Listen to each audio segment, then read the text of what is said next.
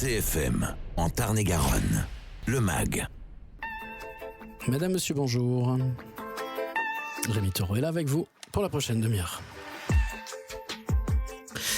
Le samedi 14 juin prochain à 10h, quelque part à Montauban, se déroulera une rencontre entre la franc-maçonnerie montalbanaise et le grand public de profanes. L'idée de la loge montalbanaise, c'est de permettre à tout le temps chacun de venir découvrir ce qu'est la franc-maçonnerie, faire peut-être sauter quelques idées reçues, quelques fantasmes, enlever des peurs et expliquer en quoi cette organisation est une organisation de développement personnel et de fraternité qui prône la liberté, l'égalité et donc la fraternité et n'est pas si opaque que cela. Voilà, pour en parler, Marie et Jean, deux francs-maçons montalbanais, bonjour. Bonjour. Bonjour. Merci d'être là. J'ai le plaisir de vous accueillir en compagnie de Lise et d'Anaël qui sont en stage actuellement de journalisme à Montauban, qui rentrent dans la vie active et qui ont des questions à vous poser aussi. Salut les filles. Bonjour. C'est le MAG de CFM Montauban et on va commencer notre interview par une petite séquence micro-trottoir réalisée par Lise Darbois, ici présente, sur ce qu'est finalement dans l'esprit des gens la franc-maçonnerie. C'est une association, on va dire une sorte d'association regroupant des membres un petit peu de tous les milieux, je pense, et qui se réunit régulièrement avec des buts et des projets particuliers. C'était essentiellement des romans où il y avait les personnages principaux qui faisaient partie des loges franc-maçonnes. C'est un truc qui date de la Révolution à peu près, de gauche. Aucune idée. Alors, ça me dit un truc de nom, mais je sais que c'est un métier. Je suppose que c'est un métier au niveau du bâtiment. Je sais pas.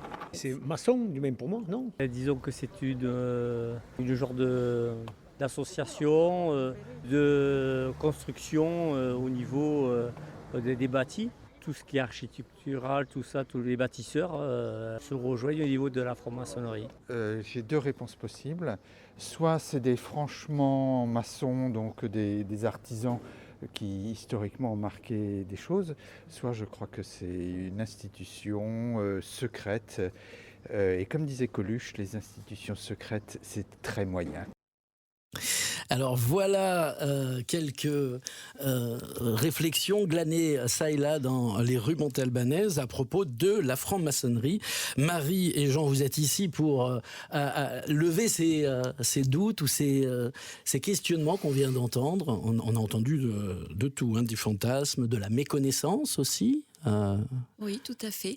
Alors, il y a une part de vérité quand on a parlé des bâtisseurs, des maçons bâtisseurs, parce que effectivement, la franc-maçonnerie est partie de là, des maçons, ceux qui avaient vraiment une truelle et qui construisaient les cathédrales.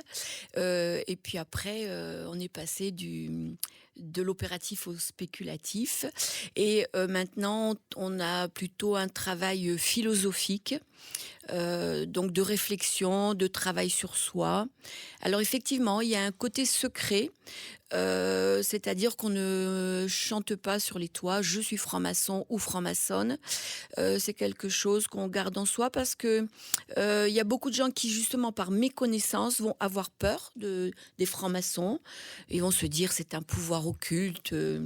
On sait qu'il y a eu pas mal de ministres, de députés, évidemment encore maintenant. Winston Churchill, Mélenchon, Manuel Valls et d'autres, hein, Joséphine Baker, tout ça, ils sont cités par Alain Bauer, qui a été grand maître de la Loge de France dans les années 2000, je ne sais plus exactement, oui, tout dans à un fait. ouvrage.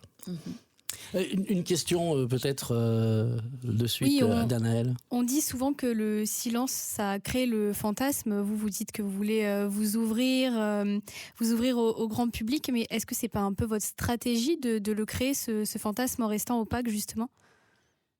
Alors, je ne pense pas que l'on souhaite rester opaque. En fait, si nous sommes présents aujourd'hui pour vous parler au public, ça montre bien que cette opacité, nous la contestons. Nous souhaitons nous ouvrir parce que nous avons des valeurs, des souhaits, et ces valeurs et ces souhaits qui tiennent dans notre constitution maçonnique, c'est s'ouvrir au monde pour changer le monde si possible, et dans tous les cas, se changer soi-même pour changer le monde. Alors, est-ce qu'il y a des secrets ? Non, je dirais tout un chacun, chaque maçon peut décider de se dévoiler, de se révéler, ou bien de rester discret. C'est une société. On ne peut pas dire qu'elle soit secrète. D'ailleurs, si vous allez dans toutes les librairies, les bonnes librairies bien sûr, vous trouverez énormément d'ouvrages sur la maçonnerie. Tout est révélé en quelque sorte dans ces ouvrages-là. En revanche, ce que nous souhaitons, c'est rester discret, effectivement, sur les pratiques au sein des tenues, c'est-à-dire des réunions maçonniques que nous avons en loge, et au sein et ne pas révéler ce qui a fait l'objet de discussions et fait l'objet d'échanges entre les francs-maçons et les francs-maçonnes. Effectivement, cette discrétion par rapport à ce que nous disons, nous échangeons à loge, est une façon aussi de faire en sorte que chaque franc-maçonne et franc-maçon puisse se sentir libre de prendre la parole, d'échanger, sans être soupçonné ou sans avoir peur d'être critiqué, contesté par d'autres francs-maçons, ou bien par des personnes à l'extérieur de la loge du Temple.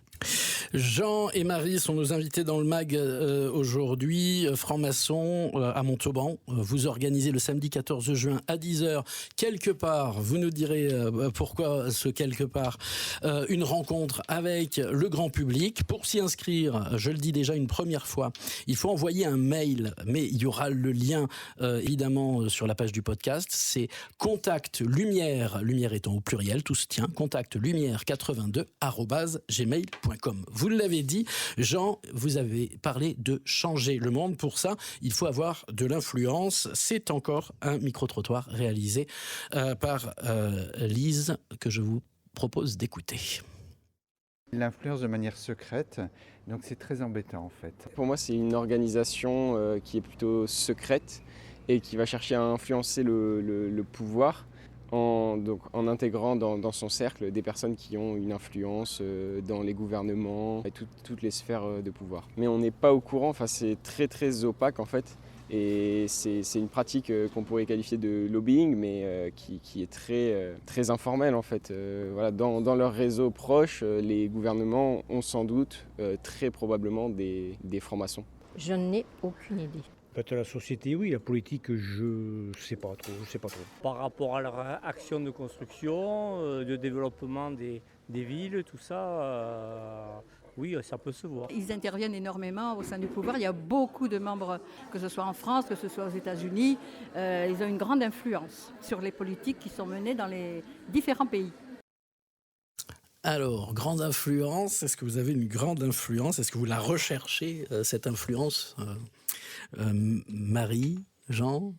Alors Marie ? effectivement, il fut un temps où, on va dire au début du siècle dernier, où les francs-maçons avaient une grande force de proposition au niveau de l'Assemblée nationale. Il y a eu des lois qui ont été votées, qui ont été travaillées, les sujets ont été travaillés en loge. Par exemple, actuellement, on travaille sur l'eau. On travaille aussi beaucoup sur la laïcité, ce qui est vraiment un sujet qui nous... Sur la fin de vie aussi ? Sur la fin de vie, on travaille aussi. Donc c'est vrai. Alors pourquoi travailler entre nous et après proposer des lois, des sujets c'est parce que quand on se retrouve entre nous, on a vraiment confiance en l'autre. On peut vraiment parler sans avoir... on sait que l'autre en face ne va pas nous critiquer, que notre parole va être entendue, bienveillante. L'écoute va être bienveillante. Et donc après, effectivement, on est force de proposition pour certaines lois. Une question, Lise ? Oui, moi je me demandais comment est-ce que vous arrivez à légitimer du coup ce travail que vous fournissez. J'ai pu voir que vous avez pris position justement sur la fin de vie en soutenant la Convention citoyenne par exemple.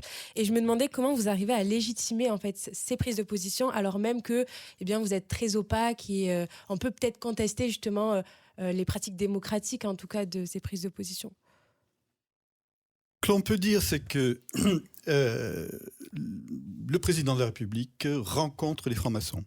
Chaque année, quasiment, il rencontre les francs-maçons, les grands maîtres de toutes les obédiences, que ce soit le Grand Orient de France, que ce soit le droit humain, et puis aussi, d'ailleurs, notre obédience, la Grande Loge Mixte Universelle.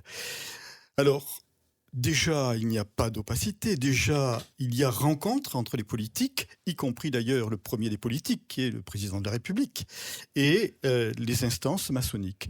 Parce qu'effectivement, les politiques cherchent à s'enrichir des réflexions qui sont conduites en loge maçonnique. Ces réflexions remontent au sein des loges, ensuite au sein des obédiences et ensuite au sein interobédientiel. Et enfin, peuvent être certaines des propositions, certaines des réflexions, certaines des pratiques peuvent être reprises, ou non d'ailleurs, par les politiques, peuvent être rejetées ou peuvent être acceptées, ou peuvent faire évoluer des textes de loi. Donc effectivement, on peut dire que la franc-maçonnerie œuvre à l'amélioration des lois, mais tout cela en ciblant le public, en ciblant tous les citoyens, sans distinction aucune, puisque la franc-maçonnerie se revendique comme étant adogmatique, donc on n'a pas de dogme, elle se revendique comme étant laïque, donc nous sommes laïques, et elle se revendique comme étant inscrite dans la Constitution française. C'est-à-dire que nos premiers principes sont liberté, égalité et fraternité. Et j'ajouterai, pour ce qui est de la Grande Loge Mixte universelle, sa spécificité vraisemblablement, c'est aussi la laïcité et la mixité, deux éléments que d'autres loges n'ont pas intégrés au sein de leur pratique. Alors, comment fonctionne, vous avez déjà un petit peu abordé le sujet de l'organisation, mais on entend parler de loges universelles, on sait qu'il y a des loges qui sont exclusivement féminines, d'autres exclusivement masculines. Comment tout cela fonctionne ? Comment peut-on être même recruté au sein de la franc-maçonnerie ? Encore un micro-trottoir de Lise Darbois que je vous fais écouter. J'imagine que c'est en faisant des rencontres et les gens vont nous proposer de venir à un rendez-vous ou quoi que ce soit, et puis c'est peut-être comme ça qu'on peut y adhérer. Par cooptation. Alors, plus par relation que par le bouche à oreille, parce que le bouche à oreille, c'est très aléatoire. Je suis médecin retraité. J'avais une patiente qui un jour m'a demandé, elle était franc-maçonne, et elle me demandait de participer, d'adhérer à leur mouvement. Je pense qu'il y a des loges. Cette dame participait sur le plan local à Montauban, mais après je sais qu'il y avait des réunions régionales et nationales. Après elle m'expliquait un petit peu des loges, mais j'en sais pas plus. Je ne sais pas. Je le dirai pas clairement, donc je ne vais pas m'avancer. Je pense que c'est un fonctionnement, comme je disais, très, très opaque. Et il y a peu de place à la communication avec l'extérieur. Ils ne vont pas chercher à faire valoriser leurs actions ou quoi. Non, je vois ça plutôt comme un cercle fermé et qui ne cherche pas à revendiquer des actions, mais plutôt à réfléchir ensemble entre les membres présents. Pour faire mentir un peu ce dernier interlocuteur, puisque nous, on va faire une réunion d'information, donc on ouvre à l'extérieur. Mais il y a deux façons de rentrer en franc-maçonnerie. C'est vrai, la plus courante, c'est un parrainage, c'est-à-dire que parmi nos cercles d'amis, nos relations professionnelles, on peut rencontrer des gens avec qui on discute et on se dit, cette personne, je la sens intéressée par un travail sur elle-même, par une ouverture d'esprit. Donc on peut aller la questionner, lui en parler. On appelle ça se dévoiler. Et puis, autrement, la voie que moi j'ai choisie. Je rentrais de l'étranger et donc j'avais pas de parrainage et je suis allée frapper comme ça. On envoie un courrier sur le site des obédiences et puis on est contacté. Il y a une première personne qui vient nous poser des questions, savoir qui on est, quels sont ce qu'on souhaite, comment on voit la vie, etc. Donc il y a ces deux façons d'être coopté, mais il n'y en a pas une qui est plus favorisée que l'autre. Sur l'organisation elle-même nationale, internationale, locale, on parle de loge, on parle d'obédience. Comment ça s'organise, Jean? Pardon. Ah oui, Jean. Allez, Jean. Pardon. Je crois qu'il y a un lien de proximité entre l'obédience. L'obédience est une réunion de plusieurs loges, lesquelles loges fonctionnent en autonome, en quelque sorte, à l'intérieur de textes de cadrage qui sont le cadre de la constitution de l'obédience. Nous avons nous-mêmes une constitution. Nous lisons à chaque réunion de francs-maçons et de francs-maçonnes l'article 1er de la Constitution qui est notre ADN et cette Constitution nous soude et nous soude aussi avec l'obédience. Chaque loge donc est reliée à l'obédience et nous avons des rencontres en loge, des rencontres par région et aussi lors de congrès et des rencontres nationales, effectivement, lors de convents. Voilà. Pourquoi devient-on franc-maçon? Quels objectifs a-t-on également? Marie, vous pourrez nous en parler dans un instant, mais d'abord, encore un micro-trottoir sur ce sujet-là. Il faut juste que je le retrouve. Voilà, il est là. C'est une organisation où il se passe des choses intéressantes, des gens qui réfléchissent ensemble, mais qui est un peu sectaire d'un certain côté, dans le sens où ils s'accordent des facilités entre eux et c'est pas génial sur ces côtés-là. Former des jeunes avec derrière des convictions, une certaine foi. Se retrouver tous ensemble avec une atmosphère aussi particulière et être entre eux et pour discuter justement de problèmes très important. C'est d'influencer le pouvoir et de servir leurs propres intérêts. Je vois ça plutôt comme une élite, donc les intérêts d'une élite. Alors, une élite, vous servez vos propres intérêts, Marie et Jean, en venant ici proposer cette réunion d'information le samedi 14 juin à 10h. Alors, il faut savoir que ça n'est pas du tout une élite. Nous avons tous les corps de métier. On a des gens qui peuvent être maçons, mais cette fois-ci avec une truelle. Dur, hein, voilà, on a des coiffeurs, des médecins, des architectes.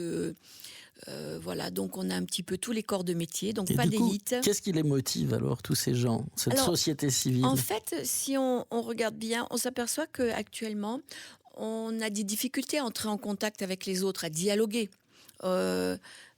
Chacun est devant son téléphone, devant son ordinateur. Il y a moins de réunions de famille. Donc, on a besoin d'échanger. On a besoin de partager des idées. Donc, la première idée, quand même, c'est de se parfaire soi-même, d'essayer de progresser, de devenir meilleur. Si je deviens meilleur, les gens autour de moi, évidemment, vont recevoir le bénéfice de ces progrès. Voilà. Et puis après, c'est de travailler sur des sujets. Voilà, il est évident que, par exemple, l'eau, c'est pas un sujet avec lequel on va parler avec son voisin de palier. C'est évident que voilà. Donc c'est du partage. Je dirais que c'est plutôt partagé. Une question, Anaëlle. On l'entendait dans les micro-trottoirs, justement, c'est voilà, on entend de tout, chacun a sa vision, il y a des théories du complot aussi qui vous visent.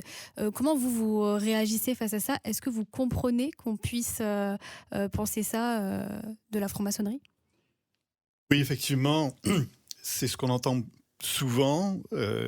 parmi les gens que l'on peut côtoyer et qui ne connaissent pas ou connaissent très peu de choses ou ont une idée préconçue de la franc-maçonnerie. En revanche, non, nous ne sommes pas une secte. La preuve en est, c'est que toute personne qui rentre dans une secte a du mal à en sortir. En revanche, en franc-maçonnerie, on a parfois du mal à rentrer, puisqu'effectivement, il y a des entretiens, il y a des rencontres et il y a une évaluation qui est faite par des membres francs-maçons et francs-maçonnes qui vont rencontrer celui qui postule. Et une fois qu'on est rentré en franc-maçonnerie, lorsqu'on a été initié, eh bien, tout un chacun est libre de partir quand il souhaite. Il n'est pas tenu de rester au sein de la franc-maçonnerie. On ne paye pas comme dans les sectes, où dans les sectes on exige souvent énormément d'argent. Ici, il y a une contribution à la vie de la loge, c'est tout. Et puis... c'est quoi, c'est 300 € par an? Oui, à peu près. Oui, dans ces eaux-là. Dans ces eaux-là. Je dirais que aussi, la franc-maçonnerie, c'est un mouvement initiatique. Qu'est-ce que ça veut dire? C'est-à-dire qu'on s'initie soi-même en même temps qu'on reçoit de l'initiation de ceux qui sont et qui travaillent avec nous. Cette initiation est réciproque, en fait. Et quand on s'initie, comme dans toutes les sociétés initiatiques, on progresse. Qui dit progrès, on passe d'un état dans un autre. Et puis ensuite, on évolue selon des grades. Donc effectivement, en franc-maçonnerie, on passe de l'état profane à l'état de franc-maçon. Et à mesure que l'on progresse, à son rythme, sans exigence aucune, eh bien on peut dépasser le stade d'apprenti, comme les apprentis dans la vie quotidienne, pour devenir compagnon, et puis ensuite devenir maître. Mais le temps qui est dévolu à chacun des grades, en quelque sorte, peut varier de l'un à l'autre. Et personne n'est tenu d'avancer autrement qu'à son rythme. C'est une hiérarchie qui est... est-ce que pour certains membres de la franc-maçonnerie, est-ce que cette organisation, cette hiérarchie est parfois difficile à tenir? Alors non, on se réunit une fois par an pour que chacun dise, puisqu'on a des plateaux à tenir, y a celui qui dirige, qu'on appelle vénérable, maître ou maîtresse, celui qui est orateur, celui qui s'occupe du trésor, celui qui s'occupe de la musique, et donc chacun a un poste. Et donc, au cours de cette réunion, chacun va dire « moi, je préférerais faire ça ». Et voilà. Après, on peut suggérer à quelqu'un « tiens, mais toi, on te voit bien à cette place-là ». Et c'est tout à fait démocratique. Il n'y a pas de... D'accord. Il peut y avoir, comme dans la vie de tous les jours, des petits tiraillements. Mais on est très respectueux des autres. On essaye d'être respectueux des autres. Et tout ça se déroule aussi avec beaucoup de symboles, beaucoup de... je cherche mon mot, les filles, aidez-moi, quand on a des rituels, voilà, merci. Merci de m'avoir aidé. Pardon. Des symboles, des rituels, ce sont des choses qui sont très importantes. On en parle après un petit micro-trottoir, si vous voulez bien. Encore un, allez. Nous avons le triangle et l'œil, le marteau, la faucille, tout ce qui est au niveau de l'architectural des bâtiments. Il y a des instruments de mesure ou de travail. Il y a un compas, un œil. Le triangle est le reflet de la perfection. Je pense qu'il y a des motifs géométriques. Il doit y avoir une règle, une équerre.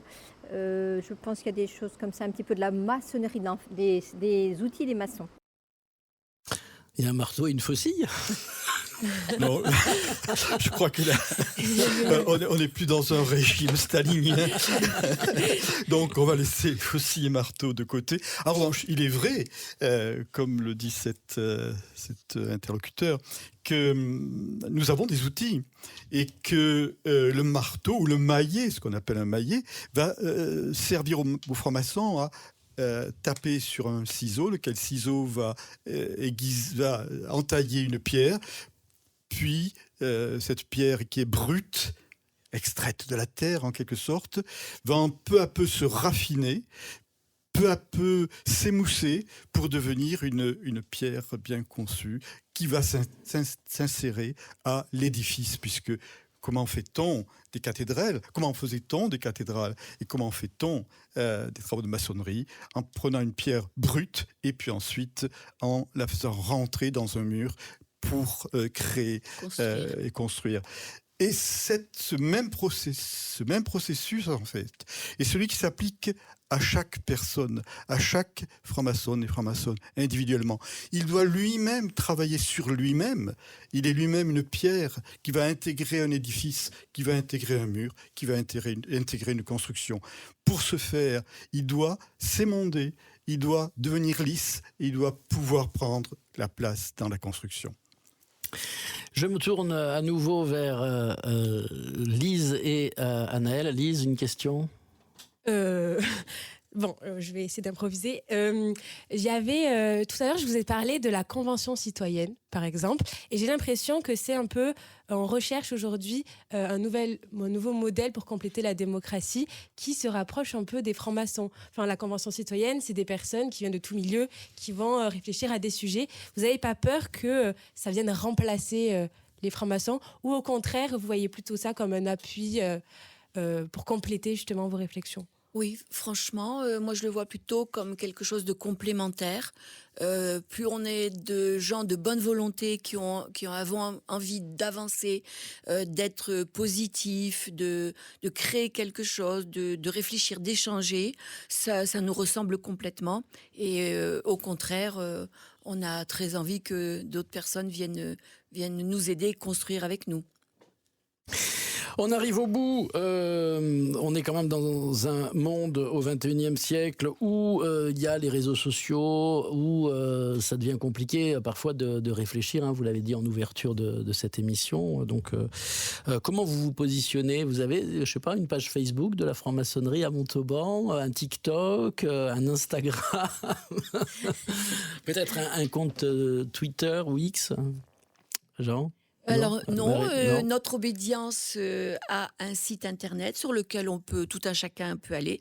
Il y a une page secrète où on rentre avec des codes pour les initiés. Encore le secret. Voilà. Mais sinon, il y a le site internet. Comment normal. c'est le site ? Comment il s'appelle ? Je crois que c'est glmu.fr. glmu.fr. Oui, Grande Loge mixte universelle. Donc si on tape ça, on tombe sur cette page où on va avoir de l'histoire. Quand est-ce que ça a été créé, les origines, un petit peu l'actualité, ce que font notre grand maître et les grands secrétaires, etc. Ceux qui nous aident à organiser cette obédience. Donc ça, c'est public, tout le monde peut aller dessus. Comme ça, on a un lien aussi direct pour pouvoir rentrer en contact avec vous. C'est sur ce site qu'on va aussi trouver le contact pour s'inscrire pour le samedi 14 juin, cette réunion ouverte au grand public à 10h, mais pour laquelle il faut obligatoirement être inscrit. Non, on ne l'a pas mis sur le site officiel. C'est une bonne idée. On va peut-être y penser. Ok, bon, à faire. Ben, sinon, ce sera sur la page du podcast de cette rencontre que vous allez pouvoir réécouter sur le site cfmradio.fr. On arrive vraiment au bout. Je ne vous ai pas demandé comment ça allait se passer ce jour-là, mais... Eh bien, des tables rondes et sous forme de jeux, de questionnaires tout à fait ludiques, bon enfant, bonne ambiance, avec un petit café, voilà, tout simple. Merci beaucoup Marie et Jean, membres donc de la Grande Loge universelle mixte universelle, d'être venus ici en parler sur CFM Radio. Merci Lise pour ton travail sur le micro-trottoir réalisé dans les rues de Montauban, c'était pas simple. Merci à Anaëlle aussi, à vous deux pour les questions. C'était le MAC de CFM Montauban, à bientôt. Merci. Merci CFM. Vos podcasts et replays, cfmradio.fr